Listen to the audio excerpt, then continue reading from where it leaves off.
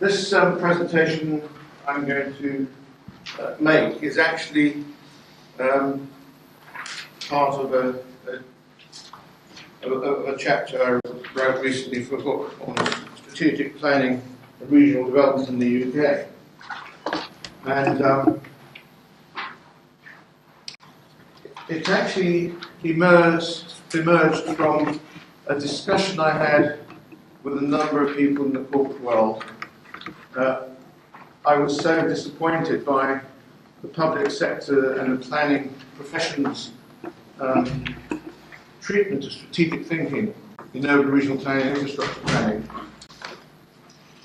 I asked these corporate personalities, well, what do you do? I read all these articles you write about strategic management and global strategy and globalization, and what is it you would recommend I read so I can become tooled up in strategic thinking to see whether there's anything I can transfer from your industry to ours.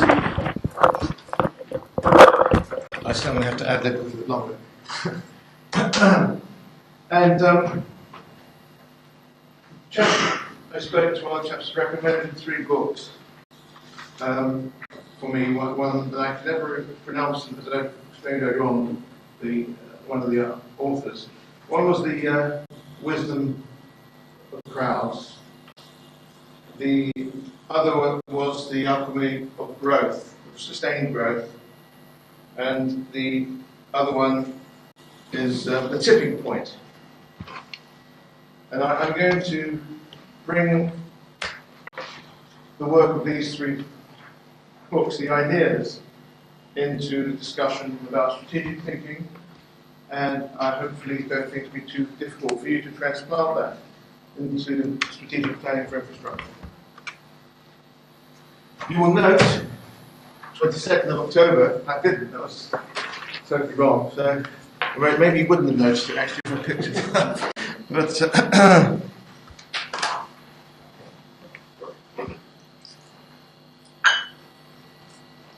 the starting point, a little bit glib perhaps, but actually it is a significant statement. We are today living very much in increasingly uncertain times. There is no doubt about that. If they are no more uncertain than they were before, then we are being fed information to believe that they are more uncertain. So one way or the other,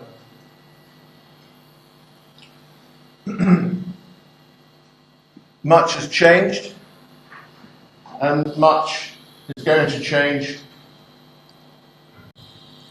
And the presumption of the change, the curve of change, I think actually is probably more open to discussion than we think.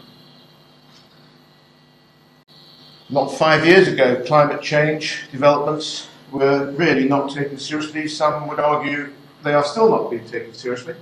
The rhetoric makes us appear that we are taken seriously. Rising pollution problems are now no longer the concern of greenies and open-sandaled footwear intellectuals. Energy cost hikes are really with us. We even have the Russians using energy as a political tool. How dare they? We in the West never do that. We have fast-changing transport and information technology developments that spread information with misinformation.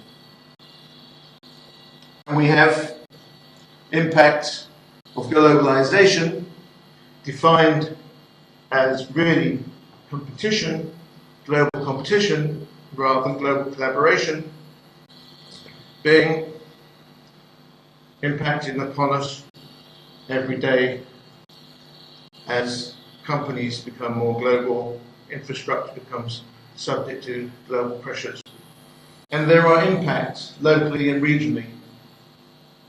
And the sense-making of these impacts hasn't even started.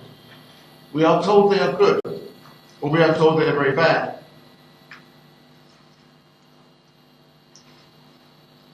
We have, with these changes, and let's just for the moment, the transport projects, changing identities. The Malmo of today is not the Malmo of 5 years ago before the Autumn League. The identity of those in Malmo and Copenhagen, the residents, have changed. Was the security concerns of big projects even thought about when we built the Channel Tunnel? No, but it soon became a fact of cost escalations afterwards. And we have with this fast changing lifestyles. For the first time, perhaps, since the mid 20th century, some of us, perhaps not my generation, but my kids' generation, are even thinking that lifestyles are going to be less high quality. Certainly, this is very apparent in London, with affordability of housing, of jobs moving away. The idea of changing lifestyles used to be one presumed to be of high quality. I think for the first time, seriously, the alternative is being looked at. So we've got a huge amount of variables that are in front of us.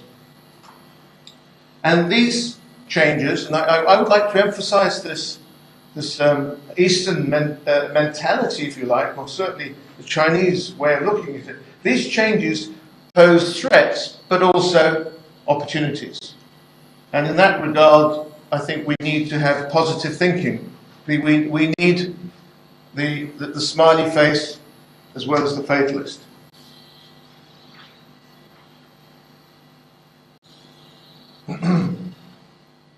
We need to attempt to identify changes, identify risks that go with them.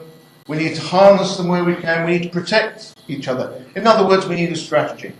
We therefore need to understand the concept of the strategy. And I found in my profession, amongst planners, the concept of strategy, the understanding being abysmal.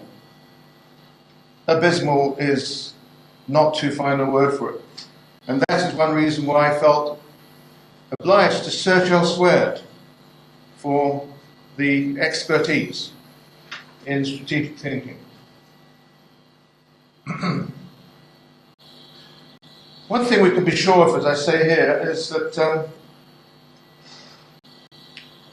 we cannot manage change on a business as usual basis. I think even BP understands that.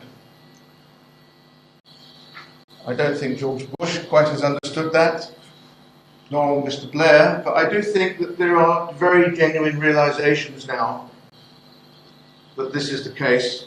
And this is really the background of where we need to go. I mentioned in my preamble what I'm going to cover. The whole issue of new regionalism, which is a term of really globalization, and how globalization pressures, influences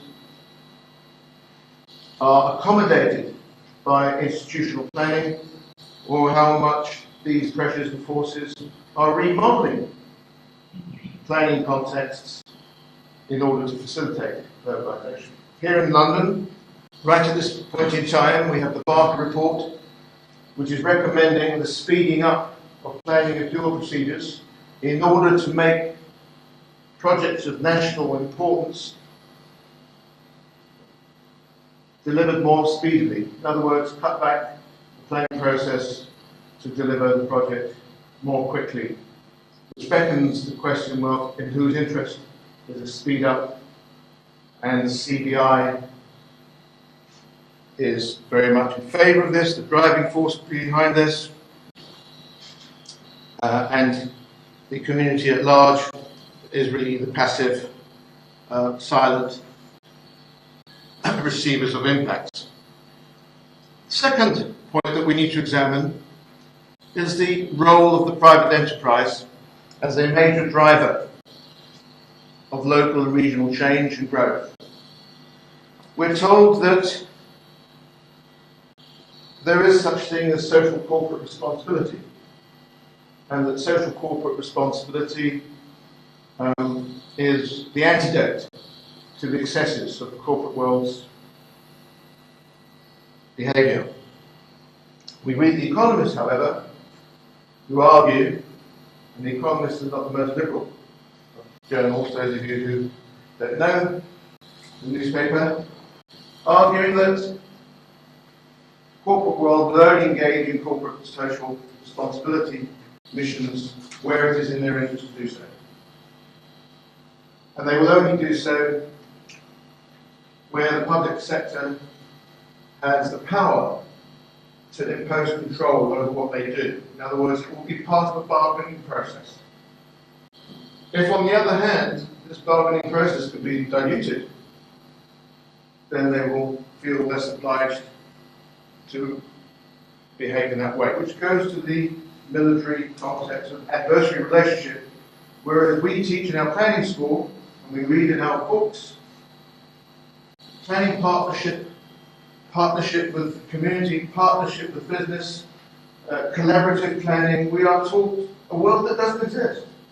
So our students go out thinking they're going to sit at tables, and they're suddenly frightened by these guys who don't have this collaborative approach. Oops.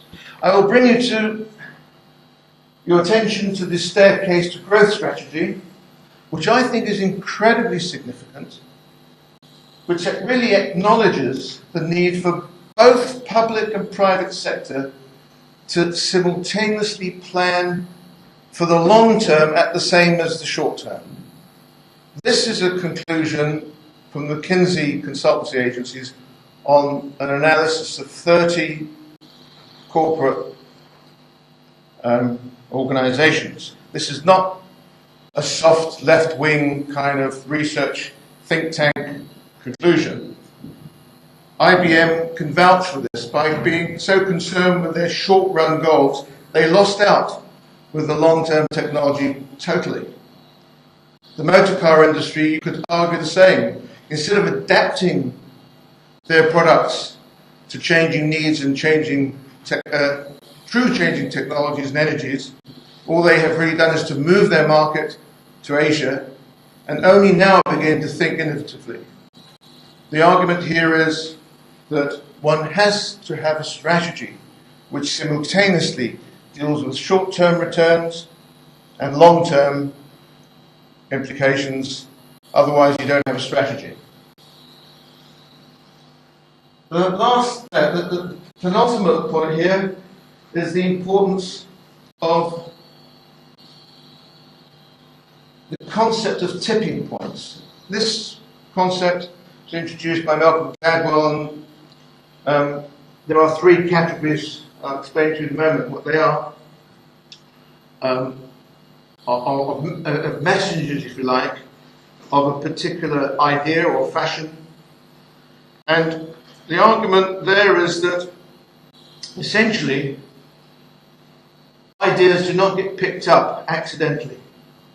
If you are wanting to persuade and influence, you need to strategically speak at strategic places, at strategic times. In other words, there needs to be a strategy to your influencing. And this is what happens in fashion, this is what happens in the media, and yet we are left in academia to talk to ourselves, and accordingly, occasionally get called in to talk to the outside world. With tipping points come ideas that are contagious, which actually takes us to your field, John. Point is that certain bad ideas are contagious as well as good ideas.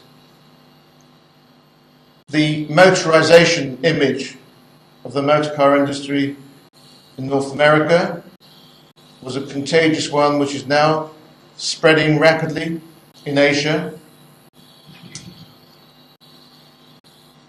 To our surprise, perhaps, the climate change tipping point argument is now beginning to catch on. I didn't expect that.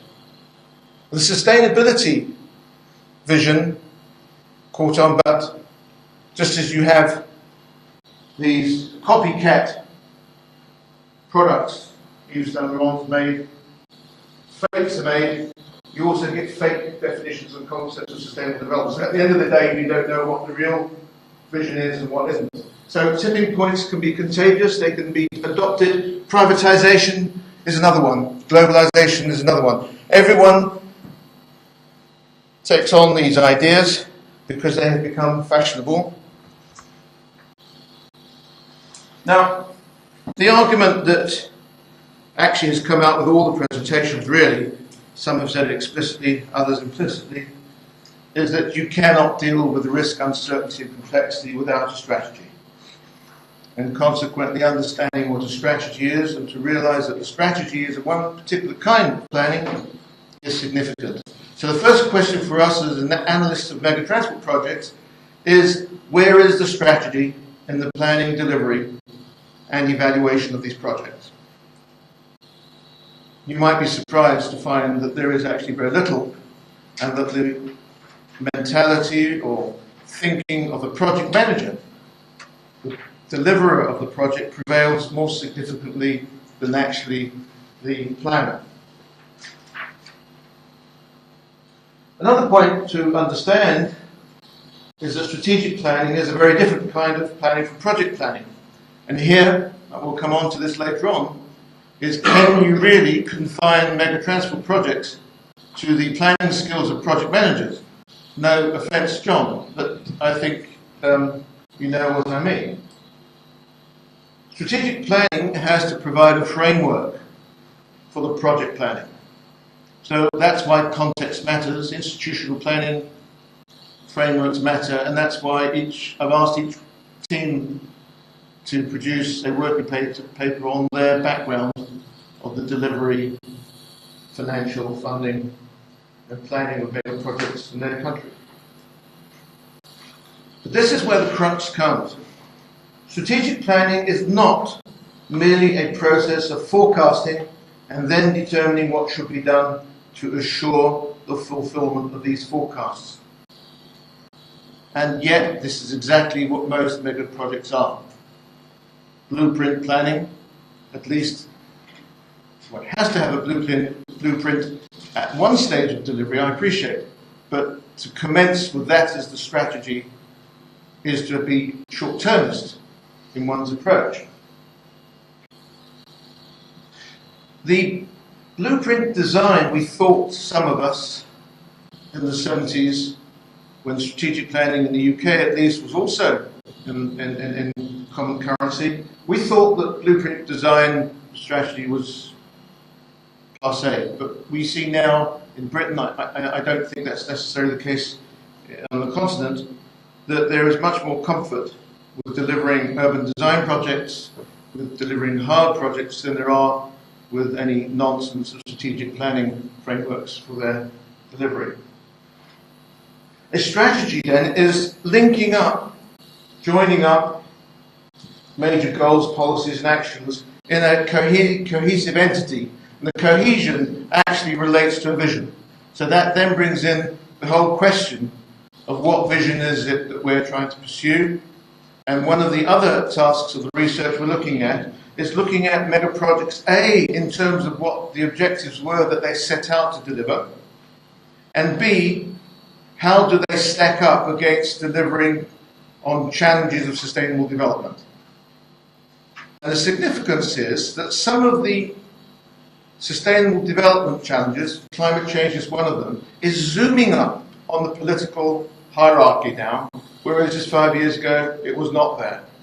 And so what we've got are criteria for judging these projects changing very quickly without anyone plotting the change, and with the skills of mega transport project delivery still vested in project managers who haven't got these broader skills, and without the regulative framework being there for it. Okay, I won't. Sorry, just the. I've done that. Yeah. There are, of course, strategies which don't require a planning spatial dimension, and there are others in which we are working, in which the infrastructure occupies space and has territorial planning dimensions.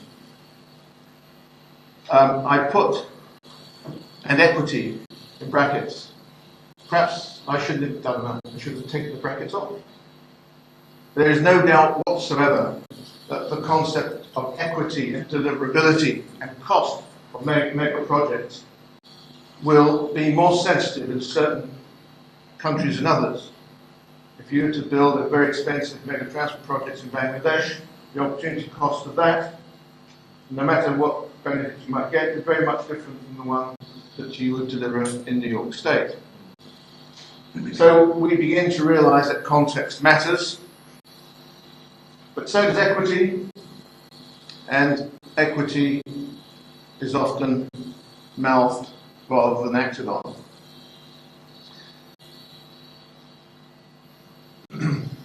In a planning strategy with spatial implications, there implies that there is a set of tools and policies and that institutional capability for intervention at different levels. And with the argument very articulately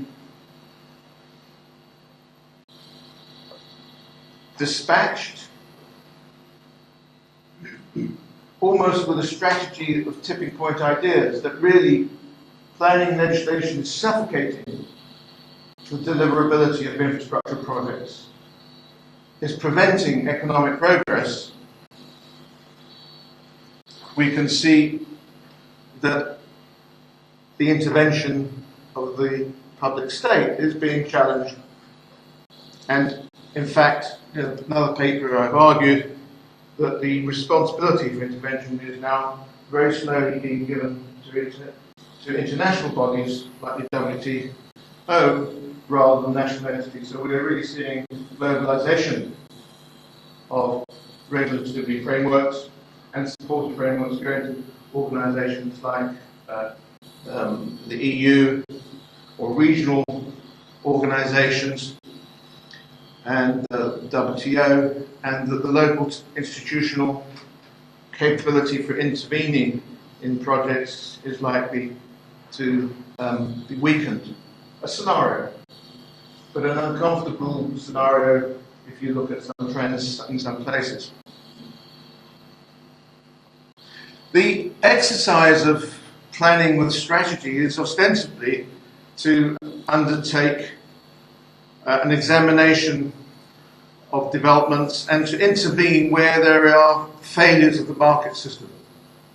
This presents problems to the economic rationalists who would really, in some instances, by ideology, do not agree that there are failures in the market system.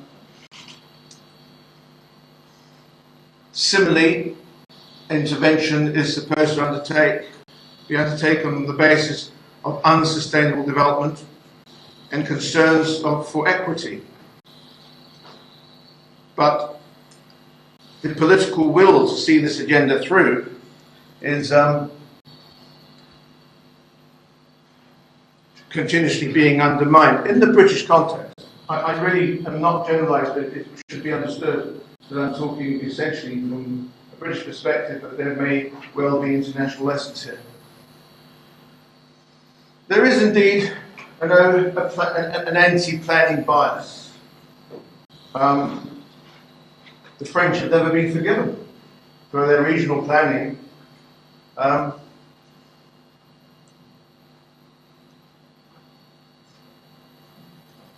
Much of this anti-planning bias comes from the corporate world, which makes the McKinsey consultancy findings very interesting.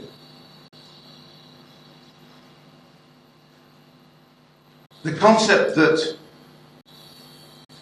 planning prevents booming economies and markets from performing well is an idea that's tipped and now is beginning to rebound on itself as the excesses of the market begin to show that there are A, market failures that they generate, costs that they didn't anticipate, and others seeing that there are market opportunities in the new green perception. So we actually got quite an interesting set of developments taking place. What we have to be aware of, and what I would like us to look at, is what is the most dangerous development of the business as usual model with a smokescreen of a green agenda. Because they are making very dangerous as far as we think we're making progress when in fact we're not.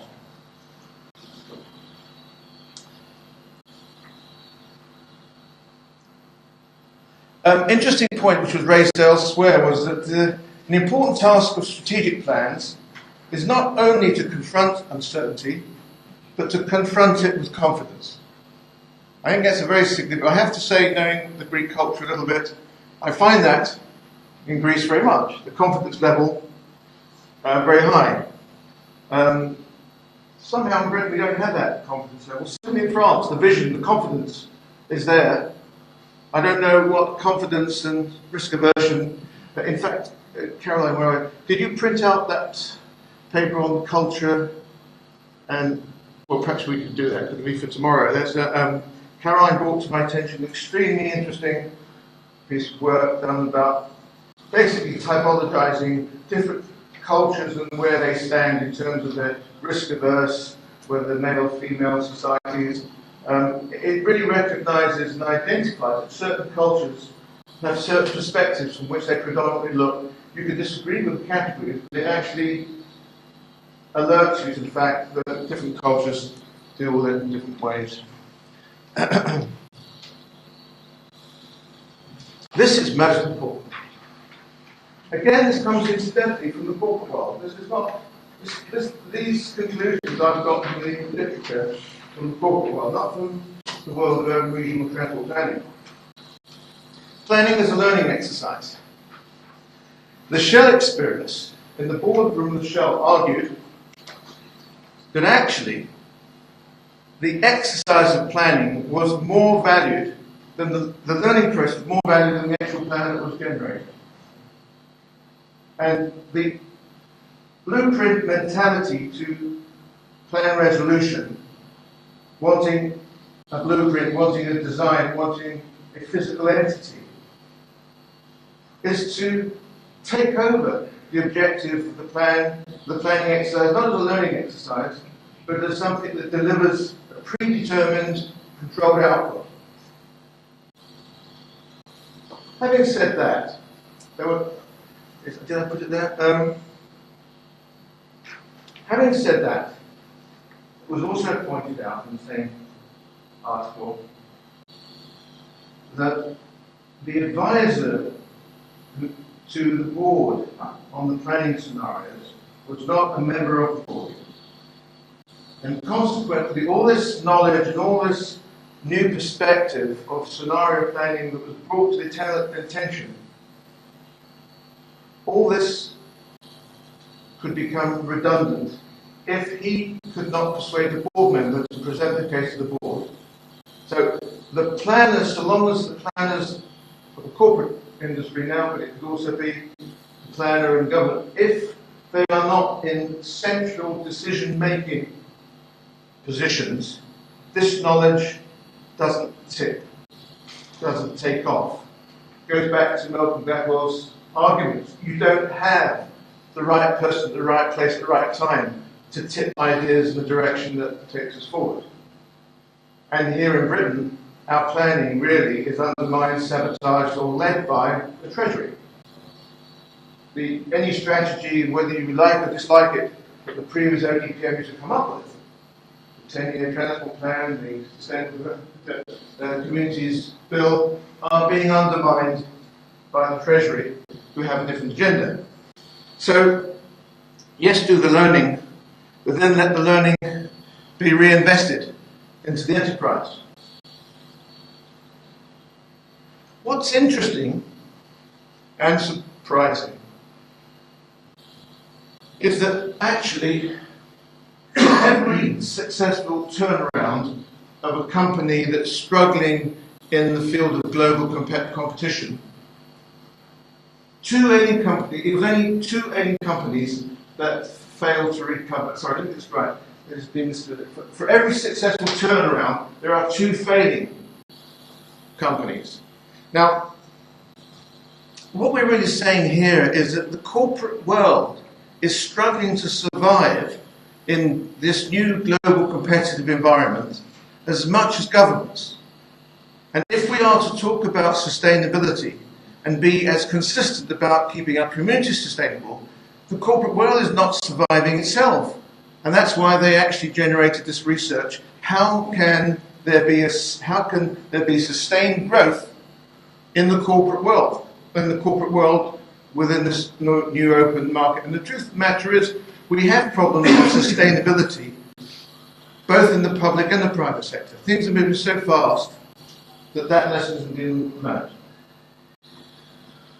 Having said that, if we are getting this level of failure within the private sector, if we were truly to look at the sustainability of our public sector institutions, it's probably be abysmal. The Home Office is being looked at very carefully in Britain at the moment, and not fit for purpose. I suspect that there will be many a planning agency that would be declared the same. But what we need to ask, and this is the conclusion from that McKinsey report, was that what makes certain organisations survive and others fail? We need to know that in the private sector and the public sector. What are the ingredients? How do they treat risk, uncertainty and complexity? Because if they survive, presumably there's an indication of their success in coping with those. We need to learn the lessons. An emerging point here is another point, which is why, if you look carefully at the Sustainable Development Vision that I've drawn up and the challenges, I've included an institutional dimension as part of the sustainability vision. I know we had a bit of a difference of agreement over this, Nick. The fact of the matter is, if you don't have institutions that have a sustained life, and the longevity of an institutional memory to push the sustainable vision, you're not going to have organisations that can be living long enough or be resourced long enough to promote the vision that's being sustainable. Now, we in Britain have had so many organisations chopped and changed and fragmented that we really don't know. There's no institutional memory about what the vision was in the first place. And as soon as it's been restructured, then a new interpretation takes place. So we're not talking about longevity in terms of years alone. We're talking about institutional memory, institutional understanding. I suspect in the military there may be the same things with lots of restructuring. Certainly in the World Bank, where I was a consultant for a while, the restructuring lost institutional memory and visions, and this is a significant issue. Okay, the focus of my talk really is the importance of context. And tomorrow, as I said, Caroline will get hold of that sheet of paper and we'll photocopy it.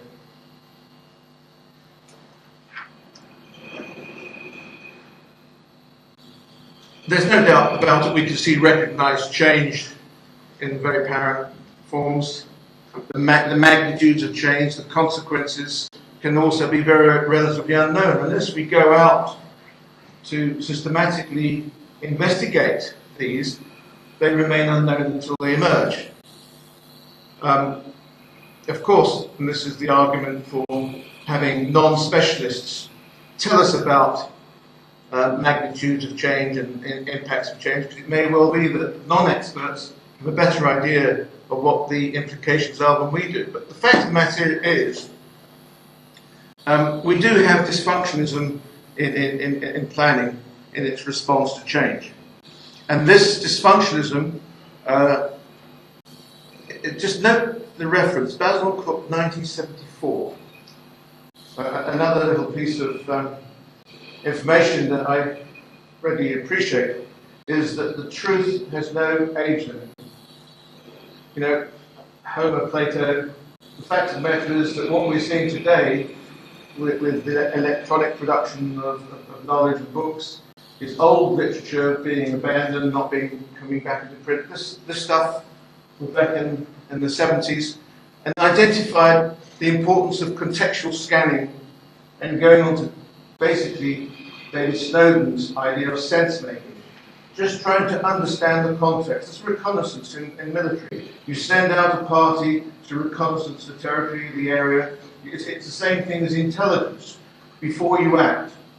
You don't presume the area, the project is the same solution as you had before. So you don't have the idea that if I built a metro in Athens, I can build one in Prague.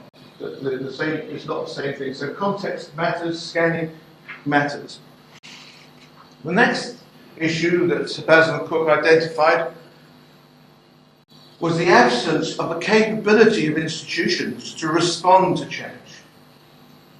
So institutions, I have to say, in our research, as we became, and I think Nick in his path of dependency work has come across this, institutions are incredibly important in understanding both strategic planning and actually entering into an understanding of how mega transport projects can be delivered more efficiently.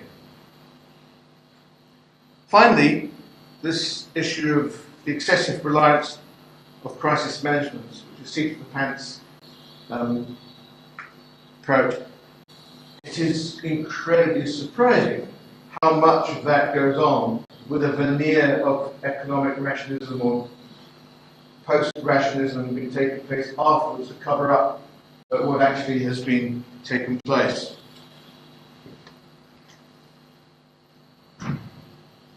Well, I won't go into the imperative importance of strategic planning further. It is fundamentally most important to understand the origins of change. And if globalization, for example, is one of the sources and drivers of change, which we are led to believe, then we need to look at the relationship of these throughout the projects.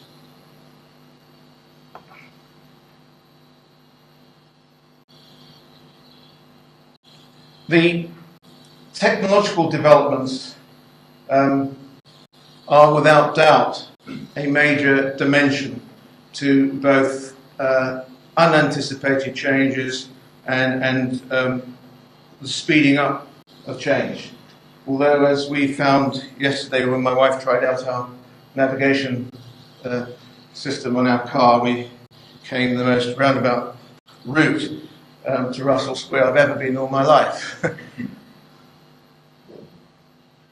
The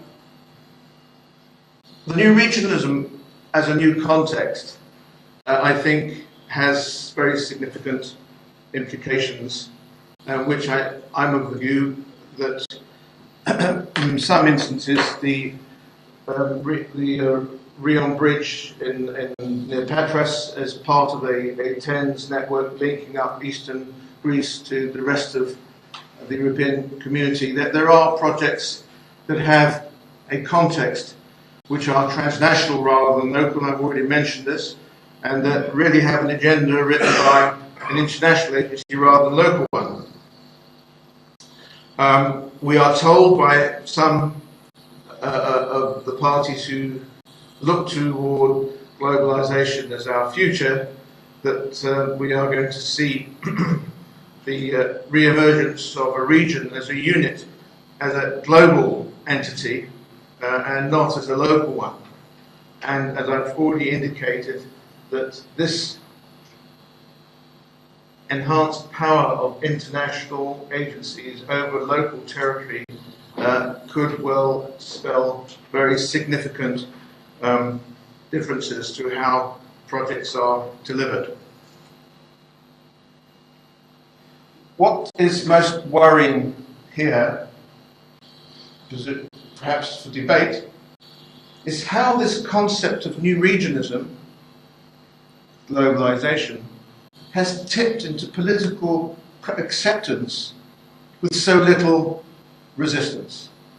The belief that globalization based upon competition as opposed to collaboration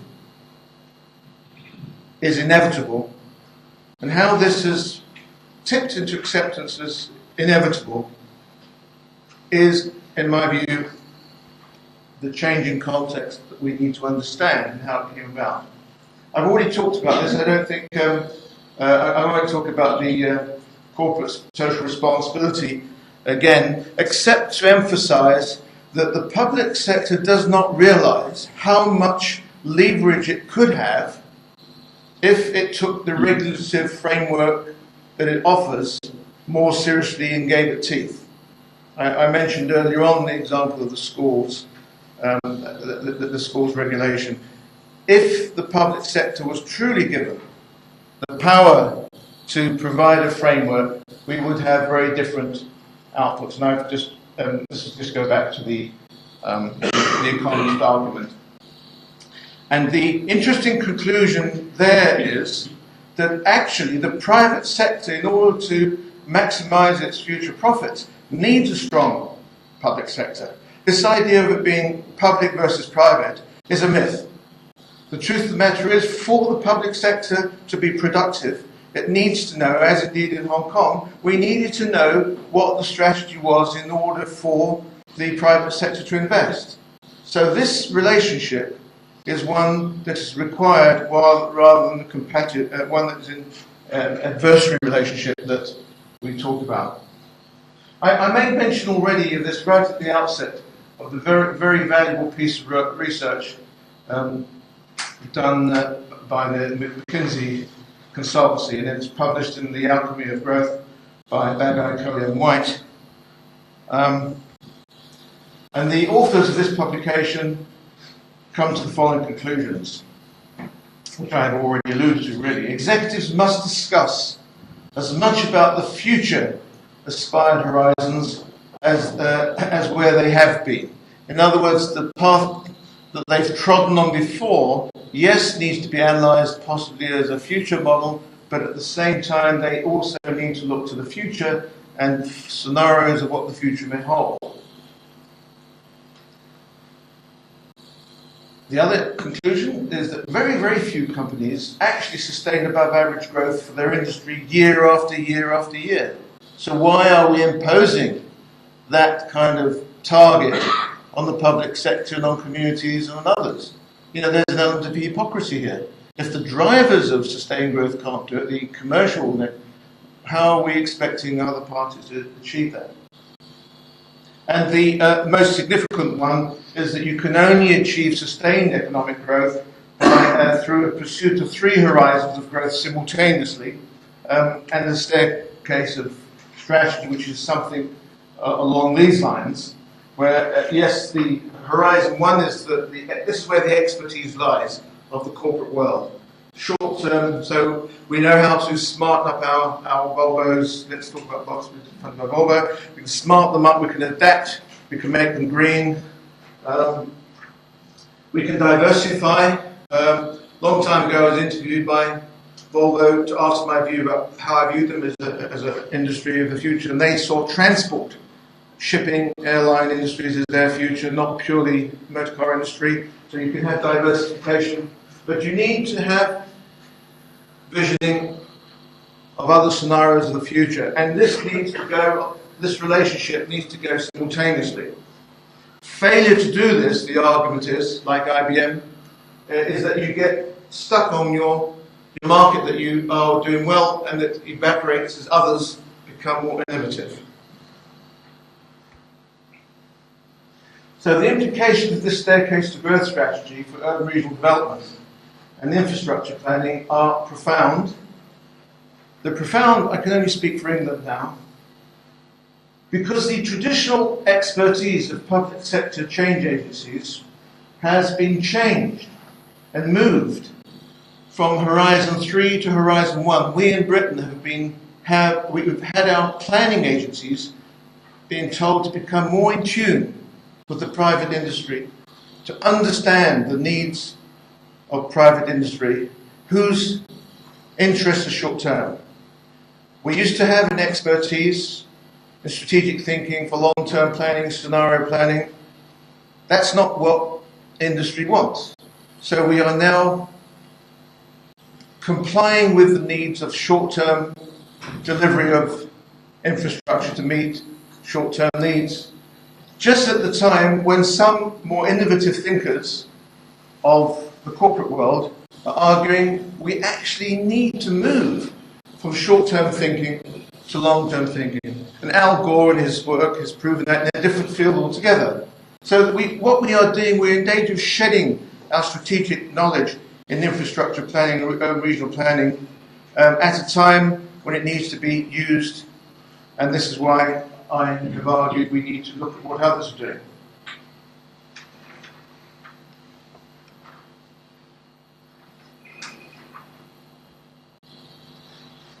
The next point I've already made reference to, the tipping point and the battle for ideas and visions.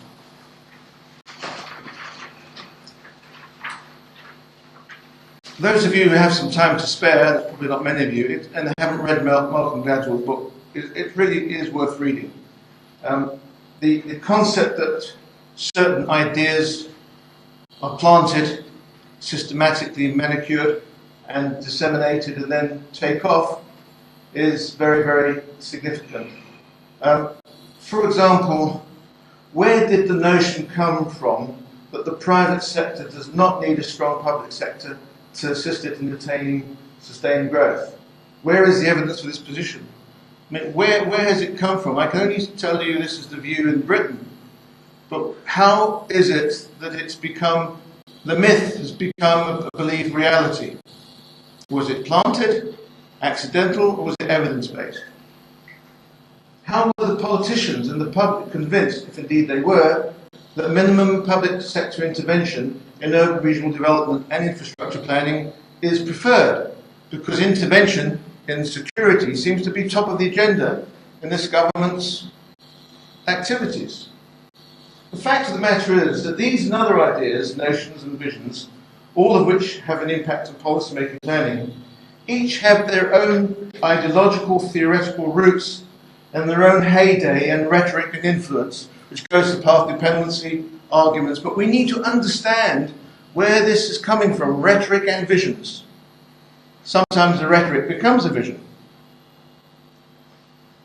And I would argue, although totally outside our field, about fashion basically, Gladwell's book helps us understand how some of these ideas stuck and how some of them just vanish. It suggests to us that we need to be sensitive. If we are wanting to promote certain mega projects, we need to be sensitive to disseminating at the right place at the right time the value of these projects. Similarly, if there are negative associations with these projects, we need similarly to inform. So this idea of there being epidemics of ideas also within, let me make it a little bit more clear. Within mega transport project delivery, we have many visions or many ideas that prevail. For example, in the railway industry, that you need to separate the track from the rolling stock and the service. Where is the evidence, research evidence, to prove that this should be copied by the Germans, who are about to copy it, or maybe they have? Where do these components of these big project deliveries, where do they come from?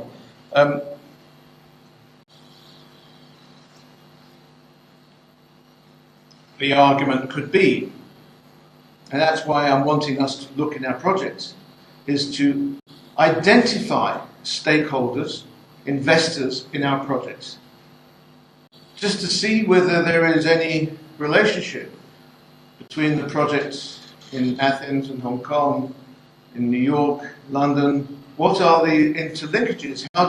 Why is it we've got similar solutions in many cases delivering, and how important was context being taken into account? The last point is perhaps the most worrying for those of us who are wedded to our professions and expertise, or those of us who take ourselves too seriously.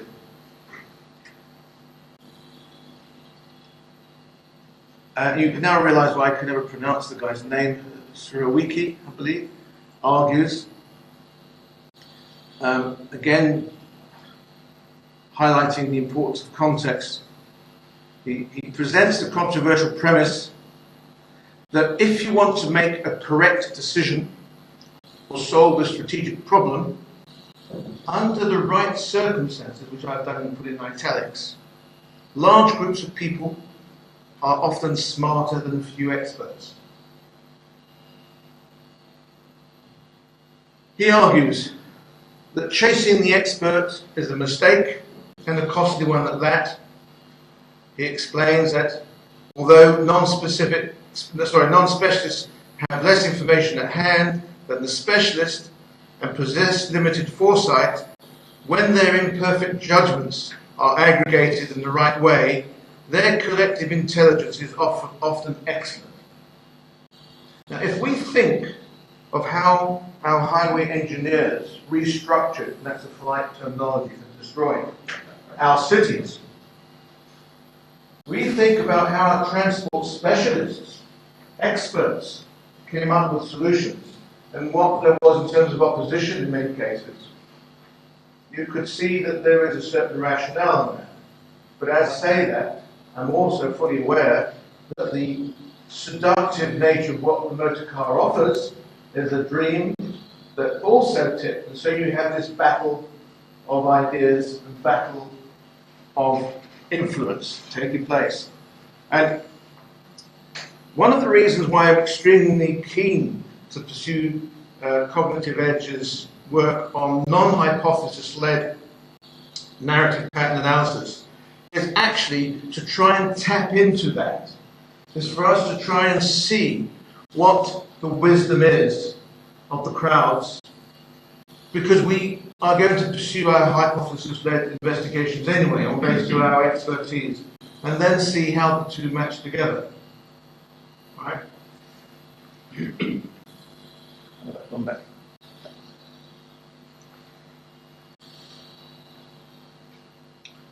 As you can imagine, the conclusion that under certain circumstances, large groups of people are often smarter than a few experts has amazing implications for city and transportation planning, environmental management, and for those involved in making policy making more effective, democratic, and decentralized. As I've already explained, that conclusion takes on an even more potent power in the developing world, where the have-nots outnumber the haves by a very significant proportion.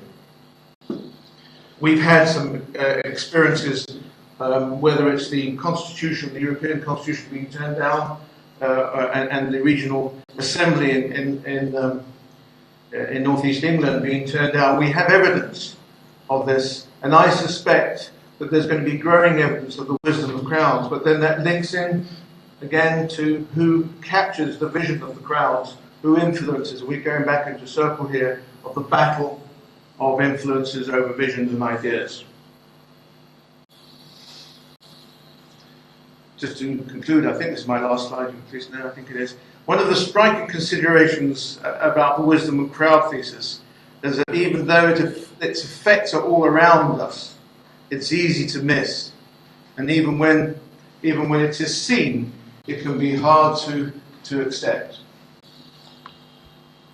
I'm happy to provide the references for that. I hope it made some sense, and I hope I didn't cover too much. Right.